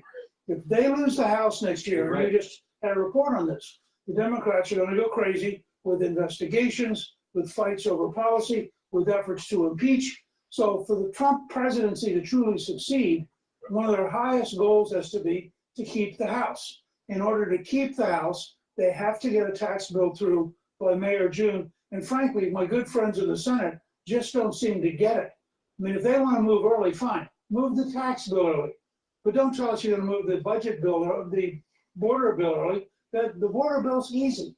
What's hard is finding a way to cut spending, to reform the system, to save a lot of money, and to have tax cuts. And to do that, I think we have to move together. It ought to be one big, beautiful bill, as the president said. Any step back from that risks losing the House next year. What's your judgment of Elon Musk and Doge so far? I think we're in a strange historic moment. Everything from developing Gaza to taking on AID to what the most fascinating thing Musk has done, very similar to what he did earlier at SpaceX and Tesla and others. He's brought in very young people who are computer geniuses. He's got a bunch of people in their early 20s who are brilliant. And what they're doing is they're using computers to run the numbers. And as you saw with AID, once they began running the numbers, they said, whoa, look at all this money. AID always refused to tell Congress what it was doing. It's a totally rogue, out of control agency. So I think historians will someday say— This is the point I'm making, Musk, is that you had these agencies that were not being honest with Congress during the oversight. Same thing's happening with the NSA. Same thing's happening with the CIA. Same thing's happening with the FBI. So when we, the people, aren't truly represented, but it's special interests that are, don't you think that we, the people, will get pissed off? junior partner to President Trump, is a major factor in getting America back on track, in getting the government under control, and in saving the taxpayers a huge amount of money. He makes news constantly. He's wonderful for the news. Please go to my store, the-studio-reykjavik.com. Help support my work and your health. Get the collagen peptide. It has a very impressive amino acid profile. You can take a look at the label on my website, the-studio-reykjavik.com. Take this every day. You get a big scooper, mix it with soft foods, mix it with milk, mix it with filtered water or a smoothie, but take it every day, and it's going to improve your bones, your joints, your muscles, your skin, your hair, your nails. It's a very high quality product. You should be taking this every day. Do some resistance training and you're going to get benefits in improving your joints and your bone density. Get omega-3, take it every day. It helps your total cholesterol. It brings down LDL levels, increases your HDL levels. It prevents red blood cells from sticking, and it brings down systemic inflammation. Guess what? When you take this every day, you're improving your cardiovascular health. Americans are swimming in toxins because of the water they drink isn't filtered, because the food they eat is processed. Stop eating processed foods, start filtering your water, and clean out some of the chemicals that are in your home, like in the basement or in the garage. Some of those chemicals do affect your endocrine system and your immune system. The next thing you need to do is take zeolite. Zeolite, you take every day, you take 2 drops, small drops underneath your tongue, drink filtered water, do that every day, and it's going to bind to the toxins and the chemicals, and it'll allow you to urinate them out within 6 to 8 hours. Take this every day. Some people prefer to do an intense detox maybe once or twice a year. For the ones that do that, take zeolite, do about 4 or 5 small drops underneath your tongue, drink the filtered water, do that every day until the bottle is done, and do that once or twice a year. But the bottom line is this: you need to detoxify your body and reduce and mitigate those toxins coming into your body on a daily basis. All right? But when you do that, your endocrine system and your immune system is going to improve. Please go to my store, the-studio-reykjavik.com, and get the zeolite.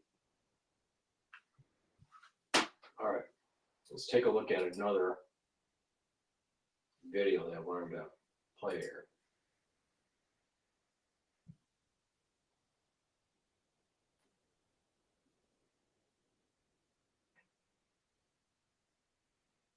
O'Reilly. Let's see what O'Reilly has to say.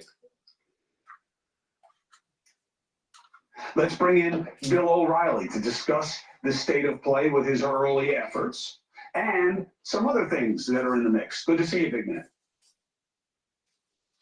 Okay, Cuomo, what's on your mind tonight? So, being against what Musk is doing is a bad look, right? If you're not on board with getting rid of waste, fraud, and abuse, you're part of the problem. But, are you starting to scratch your head a little bit about why they didn't explain more about Musk and explain more about why he's doing and targeting what he is early on? No.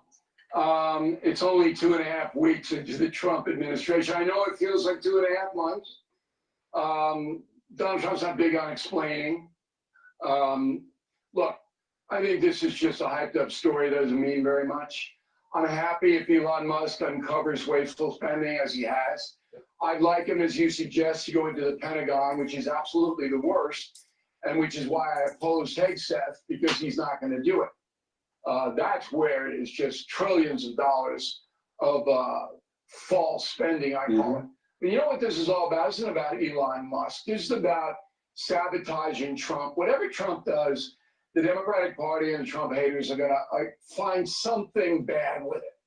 So I'd like to know if my tax money is going to Peru to pay for a trans comic book.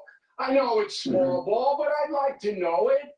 Okay? I'd like to know if the crazy stuff that the Biden administration did, which they, $44 million on USAID, and the list, if you go to Google it, is insane. I want to know that. And then I didn't know that the Biden administration paid Politico, a so-called journalistic outfit, $8 million to cover up for Biden. That's what they did. They wouldn't run the Hunter Biden. We don't know that that's what it was. We don't know that that's what they did. That's not the story.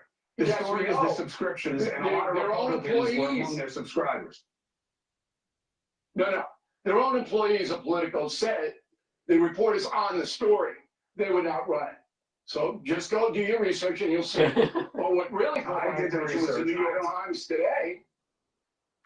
Okay, then you know the reporter on the story for Politico said they wouldn't print the story. We didn't know at the time. Yeah, but the reason that Politico was getting $8 million from Biden. The reason we don't know that that's why they didn't run the story. People don't run stories. Okay. No, I run if I have a reporter, they bring a story, I run it. Okay. New York Times today, conspiracy about Politico. Then I knew the story was valid. As soon as you get the New York Times running interference for you, you know it's true. Okay? Okay. So Elon Musk, let's get back to Elon Musk. I met him one time at a Hollywood party, which I never go to. But the guy who was throwing it was doing business with me in the literary area. And he said, oh, please come up. We're going to have a lot of people up there. And I went for about a half hour. I sat next to Kate Hudson, a beautiful woman, who asked me if I smoked weed, which tells me that she had no idea who I was. Okay. And she was like, look, who's this guy? And I said, I don't drink. And I was passing out the wine. She goes, oh, I know. And did you immediately say to her, no I will with you? No, I did not, because I don't do that. Right? And I'm friends with her stepfather, Kurt Russell, who I really like. But anyway, I'm giving you a lot of background on Elon. So Elon Musk is there at the party. And we were introduced, and he just looked at me. He knew who I was, all right? But he had no questions, nothing to say. And I don't know a Tesla from an Oldsmobile, okay? I don't know cars. I got barely put gas in my car. It's a struggle, all right? And I knew he had the cars and he was going to space. And I was going to be a wise guy, but I just said, nice to meet you, Mr. Musk. I wish you great success in your ventures. And then I went back to talk to Kate Hudson, okay? It was much more entertaining. So I don't know anything about Musk. But if Musk is going to tell me, an American taxpayer, that the pinheads in Washington are wasting my hard-earned money, okay? Then I want to listen. And I don't want any excuse. Yeah, I'm not worried that he's going to do a coup d'etat. I'm not worried because he doesn't have any power. He can't subpoena anybody. He just is an advisor. Right. He presents to Trump. Trump does what he wants. Hey, thanks for watching. Go to joinnn.com to find News Nation on your screen. And don't Please go to my store, the-studio-reykjavik.com, and support my work in this interactive free-for-all that I call Telemetry. Tomorrow I'll be doing another show. I will have X Spaces simulcasting, so you'll be able to chime in, ask questions. So, please stay tuned for tomorrow's show. But please go to my store, the-studio-reykjavik.com. Use discount 5. You get $5 off any order, and get great products like C60. C60 is a very strong antioxidant. It'll soak up free radicals. It will bring down the stress in the cell and in the tissue, so your organ systems will perform better.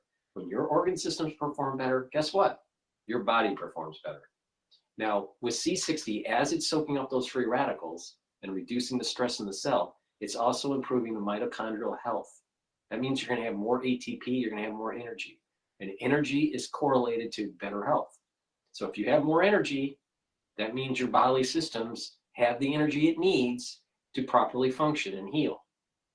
That means that your endocrine system is going to work better. That means your immune system is going to work better. That means your organs are going to work better.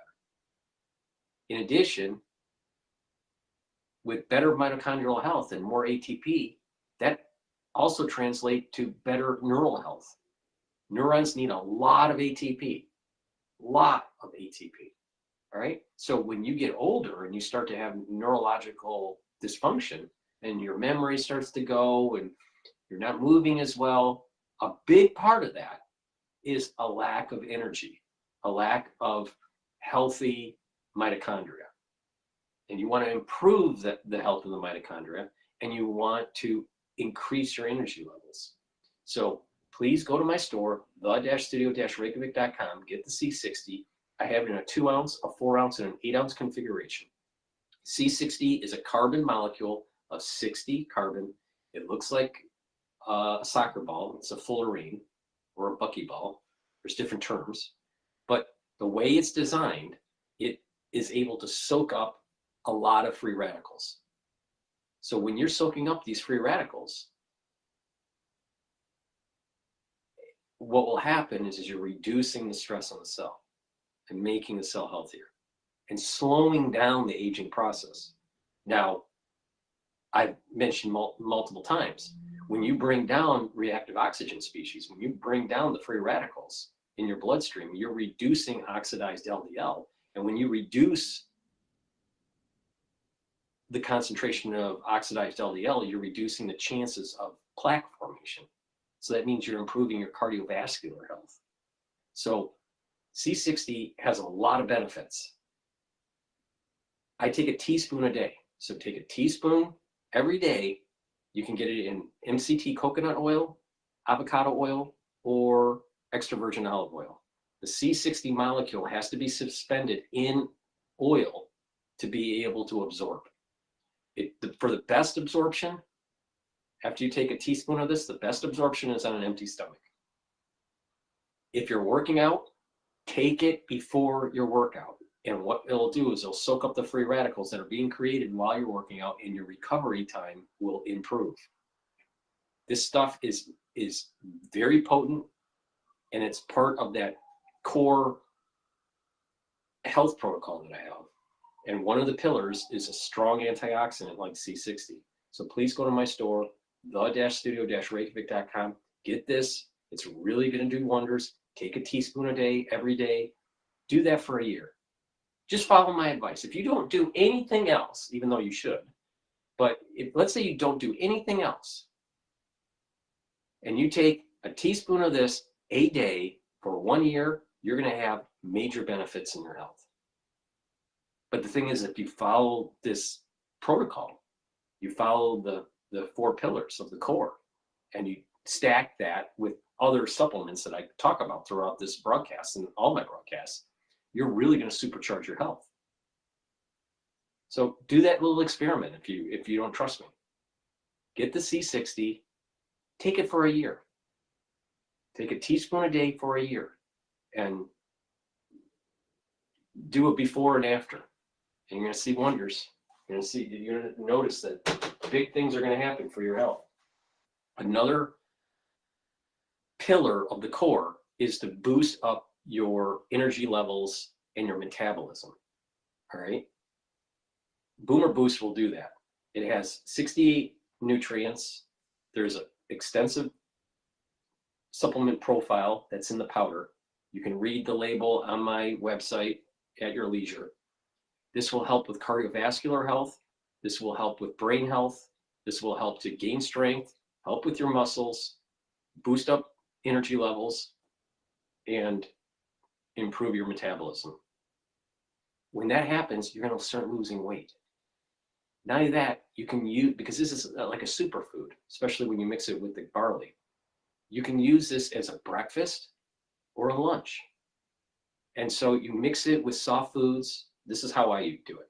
I take it during lunch, I mix it with hummus, with some other things in the hummus, like lignans and probiotics, right? And the barley and all this. So all my powders go into the hummus when I'm preparing just that meal. So I have the hummus homemade in a batch, and then have just that lunch meal, and then add the powder to that lunch meal. But the point here is you take it once a day. So there's a big scooper, you mix it with the soft foods, you can mix it in a smoothie, you can mix it with just filtered water. Some people mix it with milk. It's up to you. I prefer to mix it with soft foods like hummus or yogurt. You take it every day, and that's your breakfast or lunch. So you're going to save money, and you're going to have more energy. And guess what? You're going to be healthier, and you're going to lose weight, and you're going to be able to control your diabetes. So take this every day, all right, and really supercharge your health. Now, again, this is the fourth pillar in the core. The fourth pillar in the core of my health protocol. The first pillar, max 35 or the max 14. Second, C60. The third, turmeric, ashwagandha, and lignans to bring down inflammation. The fourth, boost up metabolism and your energy levels. All right. So take this every day, and you'll start to notice that you're losing weight. Now you can couple it. It works even better when you add barley, heirloom barley, or gladiator barley. And let me tell you the differences. Gladiator barley will bring down inflammation, soak up free radicals through superoxide dismutase, detoxify your body, but it will also help with gaining strength, especially if you're doing weight training. So if you're an athlete, take the gladiator barley by itself or add it to the Boomer Boost. If you're older and you want to get healthy, and you want to gain strength, take gladiator barley and take the Boomer Boost. Do that once a day, either breakfast or lunch. I prefer to do it during my lunch. The reason why is I eat grapefruit, fresh grapefruit for breakfast. So take the Boomer Boost, either breakfast or lunch, big scooper, and then takes about 3 or 4 small scoops of the gladiator barley. This is high density protein, but it'll also help detoxify your body, bring down inflammation, soak up free radicals, and gain strength, especially when you couple it with the Boomer Boost and you're doing the weight training. All right, you can do this if you're older and you want to get healthy, or if you're an athlete, you're going to gain strength by doing this. This combo here, if you're an athlete, would really supercharge your athletics.